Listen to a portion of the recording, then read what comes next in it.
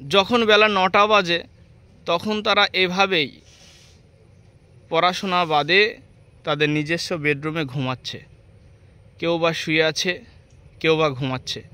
তবে এরা সকলেই দোষী, সকলেই শুয়েছিল। রুমের আদার ছেলেরা বই খাতা নিয়ে তারা ব্যস্ত এক্সাম কোয়ালিফাইড করবার জন্য।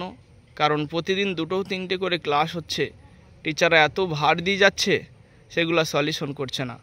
তাছাড়া যে আসামি কটা ধরা হয়েছে এরা কেউ এখনও 50কে ক্রস করতে পারেনি। এরা সকলেই 50-এর নিচে আছে, চাকরি পাওয়ার মতো যোগ্যতা এখনও তৈরি করতে পারেনি। এরপরও টাইমে যথেষ্ট সময় নষ্ট করছে, পড়ার সময়ে তারা পড়ছে না। এর জন্য তারা রুমে যেভাবে ঘুমাচ্ছিল, যেভাবে শুয়েছিল, ঠিক সেভাবেই এখানে এদেরকে ঘুম পাড়ানো হচ্ছে। নেক্সট টাইমে আমরা যারা রুমে পড়ার টাইমে অযথা সময় নষ্ট করছি তাদেরকে এভাবেই ঘুম পাড়ানো হবে। আমরা সিরিয়াস হই, যেটুকা করা হচ্ছে নিজের ভালাইয়ের জন্য। আমাদের ভালাই যদি 5% থাকে, 95% তার নিজের ভালাই রয়েছে। আজকেও 2টো ক্লাস, এক একরাম মাস্টার মশাই 3টের সময় ম্যাথ ক্লাস, 9:30 10:30টার সময় সঞ্জয় মাস্টারের ক্লাস। এই ক্লাসগুলো কখন সলিউশন করছে এরা, আমি বুঝে উঠতে পারছি না। এদের ঘুম আসে কোত্থেকে?